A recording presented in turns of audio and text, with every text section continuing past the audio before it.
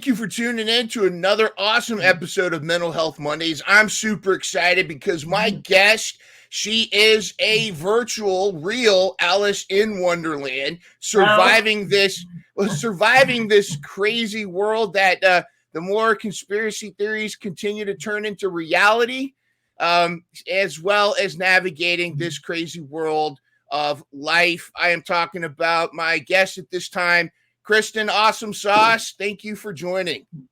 Thank you. And I really appreciate you joining me. I know my people and your people were struggling to get our schedules, but we're finally having a nice chat, and we got a lot to talk about. I think you and I share a lot of perspectives and a lot of different things, definitely pertaining to mental health. And I figure we'll dive into it. First, I wanted to talk about, though, is the fact that we're even having this conversation. To me, is a huge plus for where we are in society versus 20 years ago. Wouldn't you agree? Yeah. Can't talk about this stuff. Family wants you talking about this stuff. Yeah, and a lot of times families are the ones that don't want to talk about it at all. Do you feel like a lot of times it's like there's like they almost feel like there's taboo that we don't want to start unraveling our own issues? Yeah. When it's too hard, they don't want to talk about it. Yeah. And problems don't get fixed unless you talk about it. It's kind of like, the best way to heal something is to get it out in the sun. Would, kind of like that? Yeah. Yeah. Well, I learned that lesson the hard way. I used to go to AA with my mom. And fun. what you do in AA, you introduce yourself, and you pour your heart out, and then a bunch of strangers chime in or support you. It's really weird, but going as a kid, seeing that, you see humanity in such a different way. We talk about mental health, people that are in AA are self-medicating because they can't deal with things. Yeah. And a lot of it's trauma. Trauma, past, present, it's just really sad. So talking about it, growing up in that environment was actually a healthy outlet, and it was my mom taking those steps. Of course she was a single mom, so she had to bring us with her, Yeah. But it wasn't, that is part of the experience, but that wasn't traumatizing, because she was trying to better herself, and the people there were great people. Yeah. And that's what's so sad is a lot of those people, for whatever reason, were rejected or not helped by family, like your friends or whatever. Yeah. And they're usually the most sensitive people there. So. I found, my wife and I have a saying: we hate people, but it's not because we're not friendly. It's because I think sometimes people disappoint, I think sometimes the most sensitive people have those more reactions, and it's incredibly dismissive to just label somebody with a substance problem as a drug addict or whatever addict, because you're number one, you're dismissing the cause. You're dismissing the whole thing. And in fact, now, this might be a rabbit hole we go down a little bit later, but this whole fentanyl thing, with the opioid epidemic, they're not the families, about it. Well, but the families are trying to make it like, well, your child overdosed on opioids. Well, that's just because they're a drug fiend. No, this can happen to anybody. It happens to cops if they touch it. Yeah. Right. The two cops overdosed just by touching it. They're making it look like candy. They're selling it on TikTok or Snapchat. They can get it really easily. You hear stories of the border. People are contacting people on TikTok or Snapchat to run drugs if they live near the border. So it's insane. It's pouring in, and it's another weapon against us because it's coming from China. Nobody wants to talk about it because it's coming from China, and the media owns China, right? Yeah. But more people died of fentanyl than COVID, right? Yeah. More people died of suicide than COVID. How do we even have those numbers?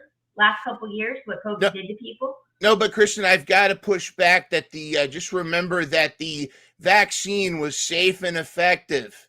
Yeah, you hear that? YouTube censors. The vaccine was safe and effective, and yeah. Like, and that I mean, I know that everybody probably experienced COVID differently. I experienced it with high stress because the information I was reading told a different story. Mm-hmm. And that story scared the living shit out of me. And I couldn't help anybody, and I couldn't make anybody believe me because I'm crazy. Yeah. Like, you know. It's like what Dave Chappelle said, that the worst thing you can do to somebody is call them crazy because it's dismissive. Yeah. And especially like this stuff will drive you crazy, but like people will only believe what you want to believe. One of my biggest fears is exactly that. When you're right and nobody wants to believe you, nobody believes you. But then like years later, when you're proven correct, nobody comes back and goes, I'm sorry for calling you crazy. You actually knew what you were talking about. Yeah, no apologies. So, I mean, again, that goes back with like, I get that with family. I've had that my whole life where people tell you things and it might not be the truth, or you try to argue against it. And adults in your life are like suppressing you. And so in a society where our voices, they're treated like they don't matter, and then so what happens is you get people like me that take it out on the internet. I was like, oh yeah, well I can't say this, oh can't do that, So, and then I'm sure it creates more of mental health situation across the board. It's not healthy for me. It's probably not healthy for people reading my rant, because I'm using social media as an outlet because, people in my life are like, yeah, like quiet down. This you're becoming problematic. I love when people are called problematic because like, what do you mean by that? There are some cases where it's like, what are you doing? But like, do you feel like I say taking on the internet, but do you feel like though that venting helps? Because otherwise, you got to get it out though, right? You got to get it out. I think it goes back to AA. So like, I think it's like I'm not sitting in a circle, and it's also really weird. When you love people, you don't want to like constantly be like, so yeah, you don't want to be that person. You know? You have to find other outlets and stuff, but then at the same time, like, all my friends and family read everything I post. But I think the ones that stick around are the ones that will like love me no matter what I say. Like they recognize, okay, yeah, she's got some quirks here, but we love her and we'll let her talk. And then the ones that are like, no, she's not for me. Well, it is unfriendly or whatever, What do you think that though some people want a little bit of that ignorance is bliss? Like they want the blue pill because to take the red pill, to use the analogy of maybe pills aren't the best analogy for this kind of thing, but like they are. I think because ignorance is bliss. Mm-hmm. I mean, it is. Some of the rabbit holes I went down, I can't unknow them. Yeah. I can't do anything about them. I'm just stuck knowing. Yeah. And then there's that weird responsibility. Like, do you know something and keep it to yourself? Or do you talk about it? And like, I think where we're at, we gotta talk. Yeah. Whatever it is. Because there's a lot not wrong. A lot. And I don't know if it's like another mental health thing where it's like. Catch new episodes of Mental Health Mondays every Monday morning at 7 a.m.